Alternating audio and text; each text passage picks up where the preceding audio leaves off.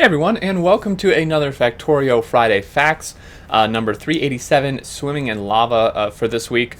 My name is Exterminator, and thank you for joining me for this one.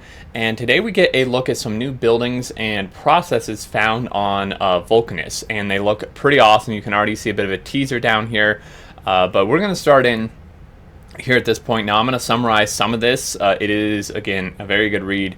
Definitely recommend, like if you're interested in all the little details, maybe reading through this, but I'm going to summarize some of it, otherwise we'd be here for 40 minutes.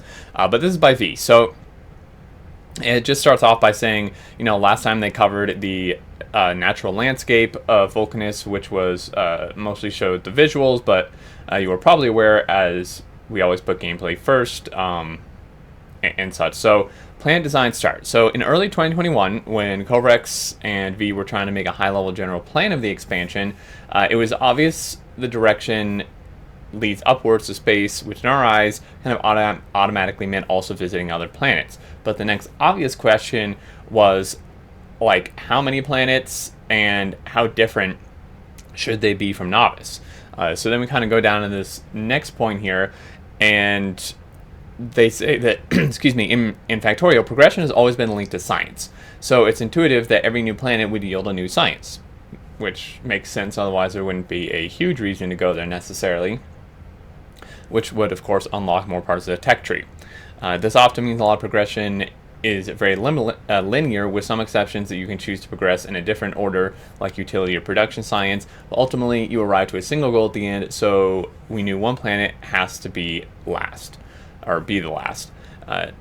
However, deciding how many planets was a bit tricky because, they figured since there's going to be like space and interplanetary logistics, doing less than 2 or 3 additional planets isn't quite going to make good use of the space logistics. So they were left with 4 new planets as a sweet spot between satisfying progression and minimal repetition.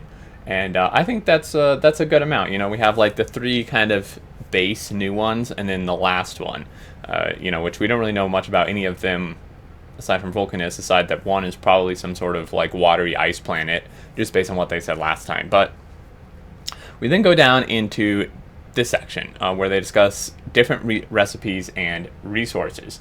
So the challenge basically was to avoid making new planets just a mining outpost, right?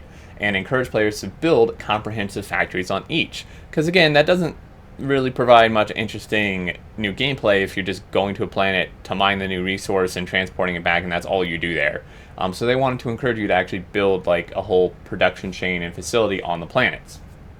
Each planet has unique recipes that simplify or skip some parts to avoid repetitive rocket infrastructure building. And then the addition of alternative recipes was made difficult due to the presence of the recycler in the game. So the problem is, and they go into this down here, is that it was difficult because of the recycler, because if you have multiple different option like outputs possible, then the recycler doesn't know, it's not clear which ingredients should be returned on recycling the item. They say they had a rough plan on how many planets we would like, some general limitations we knew we needed to follow, some disconnect ideas for mechanics and features. Then we asked Arendelle to attempt to fill these brackets with both visual and gameplay themes, which, apart from the planet terrain you've already seen, translates into new recipes and machines.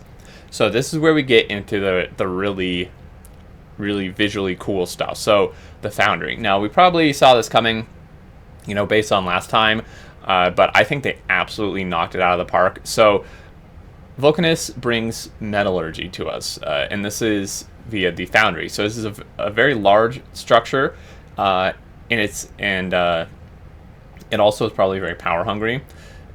So you can see here, this thing looks amazing, and we actually got a video down here of it working. I mean, you can see it working here, but it's not all, colored and such.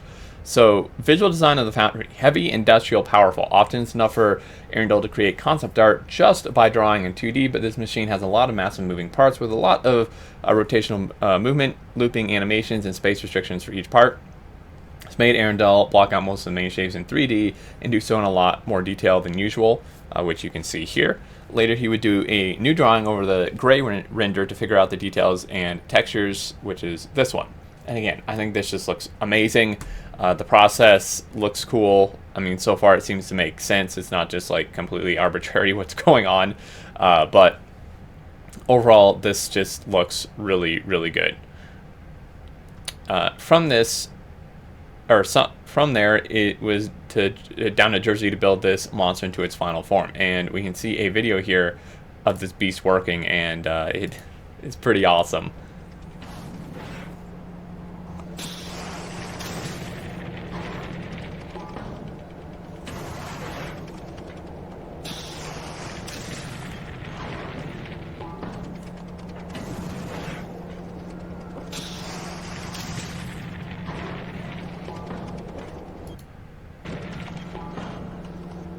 You see, as we get into night here, this looks so nice.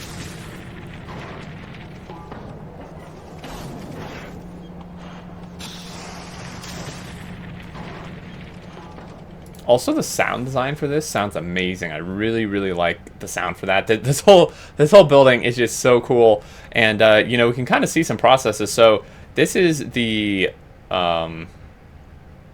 new resource. Shoot, I totally forgot the name. They mentioned it somewhere else down here, but was it calcite? Maybe.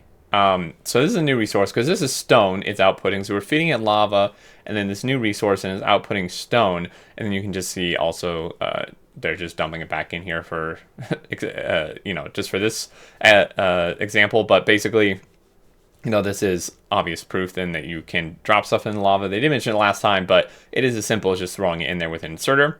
And yeah, I mean, this whole thing just looks absolutely amazing. So I'm super excited. Like, can you just imagine having a bunch of these all lined up together? Now, the liquid inputs might be interesting. So it looks like, I don't know if this is an output, if the lava can just flow through it to the next thing, kind of like you can do with mining drills on uranium with sulfuric acid, or if it actually has some sort of output here, like used up stuff.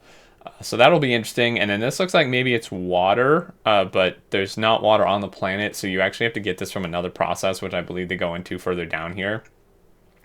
But we have some more information about it. So basically, the foundry handles molten metals and lava, focusing on tungsten processing, leading to the creation of the metallurgy science pack, which is what we get here. We'll go into that in a second. And the different recipes for smelting can be used without issues due to the recycler's behavior. I think it's maybe because this is using a liquid. I'm not entirely sure on that, but the foundry can craft low-density structures, and it has a built-in 50% productivity bonus and for model slots. So we'll go lower down into exactly what all it can do, but yeah, basically it has built-in productivity, which is super nice, and it has 4 module slots, which can get pretty crazy, especially when you consider the quality of stuff too. So, of course, there's a new science pack. We already knew that was going to happen because they mentioned it above, and then, you know, tying it together, a volcanic planet, we did see this orange science pack quite a while ago. So this makes sense for sure. And you can see here, the foundry can handle molten metals or even lava itself. The unique recipes on this planet are about tungsten processing, which I already mentioned. And then the science pack is made in this machine. So it's been mentioned above how alternate recipes are a problem in the past due to recycling. This isn't the case for smelting and chemical processes, as the recycler returning ingredients of these transformative recipes just doesn't make any sense, right? So recycling the iron plate will just return iron plate with 25% chance. Yeah, so it doesn't really do you any good to like recycle the stuff that comes out of this necessarily. And this is an important note because we have the foundries use different recipes for smelting without any issues. Bring the foundry back home to Novice or any other place feels very rewarding because it crafts very quickly and you can start distributing molten iron and copper instead of finished plate. So this is really interesting. So what actually I think is maybe happening here, I think I actually misidentified this. So I think what's happening is it's being fed this stuff, which again, I'll remember the name once I see it further down, and lava. And stone, I think, is it's just like a byproduct, like almost like a throwaway thing.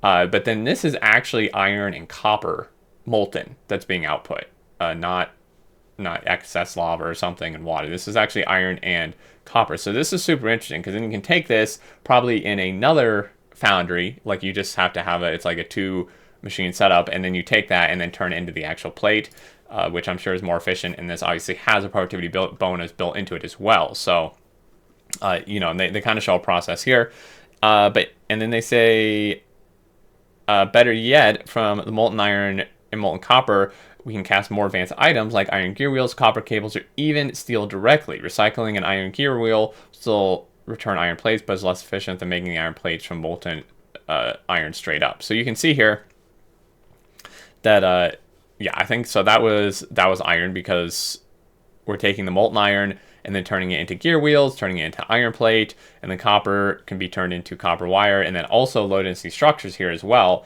So there's a bunch of different byproducts you can create from the molten version of this. Oh, I guess maybe the molten isn't being turned into this. This is just the copper and steel and plastic coming in, but this still can create low density structures better because it has built-in productivity and more module slots, etc. So super, super nice.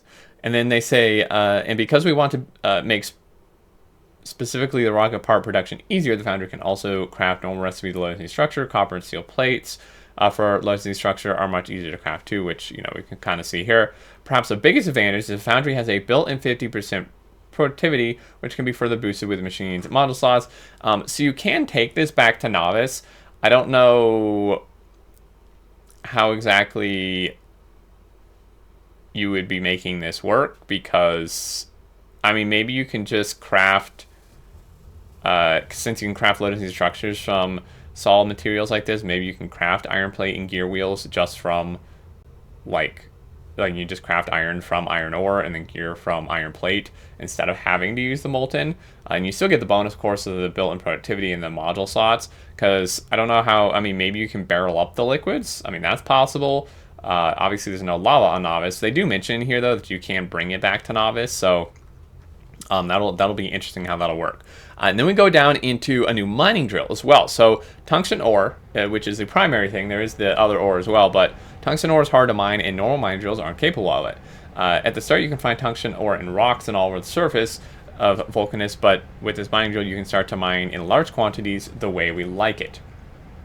So the visual design emphasizes aggression and power exerted against the environment. So even with the normal mining drill we have now, that you would use on novice and such, it's you know, their whole goal with that when they made that, all, you know, and like revisualized it a while ago, was, you know, to kind of emphasize mining and, like, honestly emphasize the destruction of the resource and the planet, and they wanted to go even further with that with this big mining drill. So it features a larger mining area, and we'll actually just go into that a little bit here, but so the visual design, you can see this here. You can see these super gnarly looking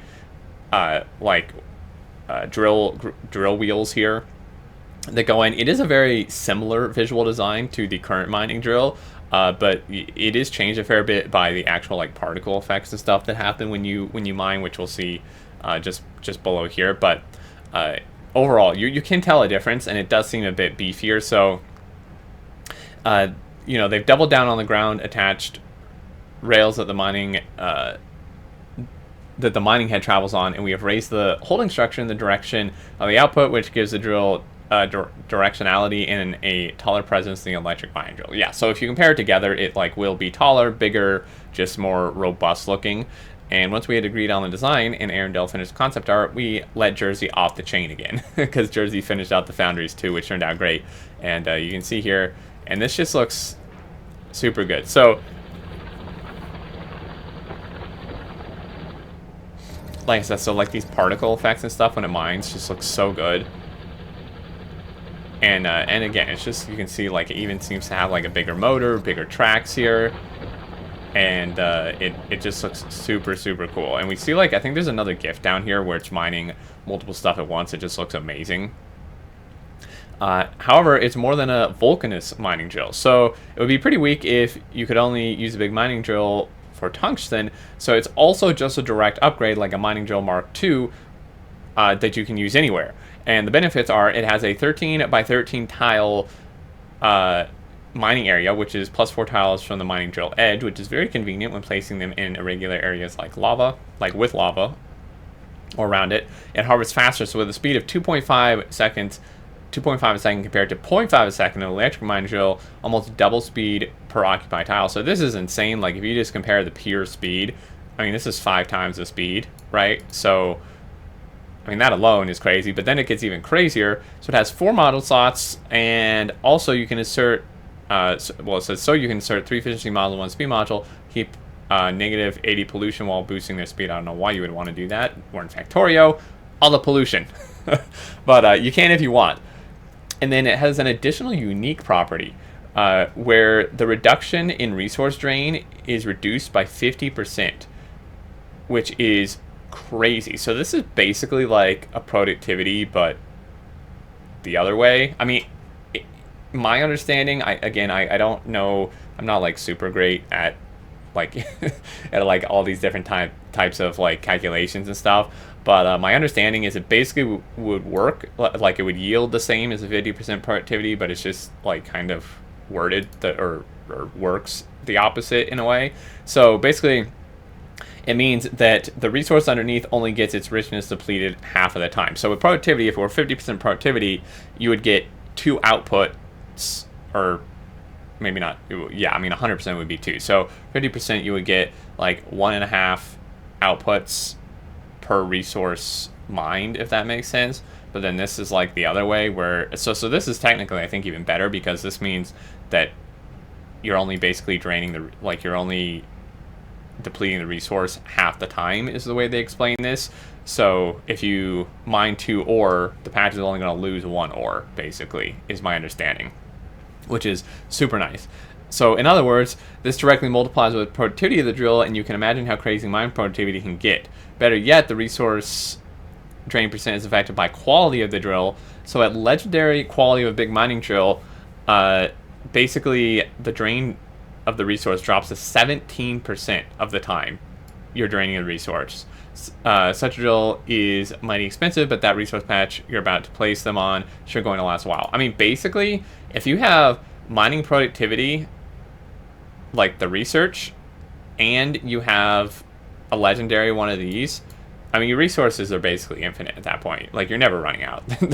There's no way. Like, if you have like 300 or 400% mining productivity, you know, late game, and then like 17% for the resource reduction, I mean, you're basically never going to run out. And then, I mean, you could even combine on that productivity modules, assuming it can take them. Normal mining drills can. You could just basically create infinite resource at that point. But again, it would be very expensive to do that. And then we go down here, and this is what I was talking about. This just looks absolutely amazing with all these running, you know, especially like on the uranium, where you get like all the green and such, and it's like more of a dirty green too, in the actual resource, which indicates, you know, dust and dirt and stuff, and it just looks so nice. Just having a bunch of these lined up would be amazing. And then recipes and resources. So apart from these 2 structures in tungsten processing, Vulcanus has some differences compared to Nautis. So sulfuric acid can be mined directly, which I believe they touched on last time.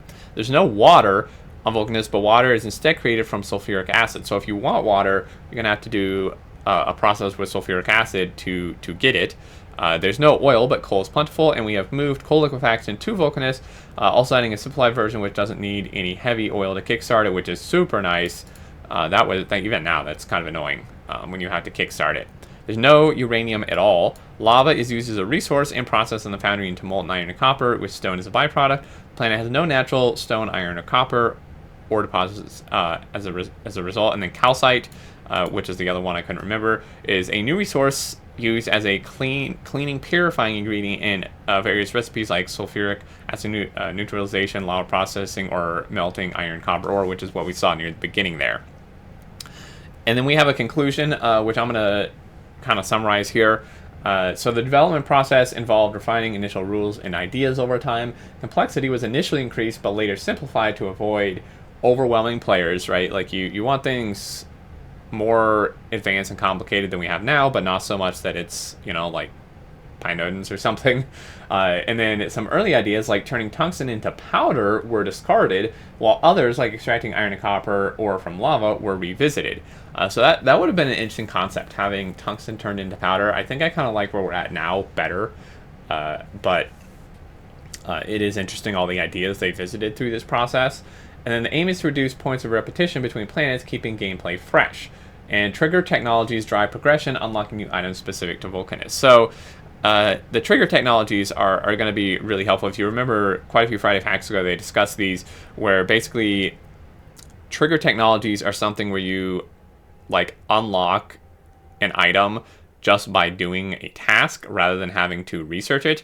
So you can see everything presented above is obtained from Trig Technologies, which asks the player to craft some items specific to Vulcanus, while the Foundry and Big Mining Drill are very exciting when you start using them on the planet.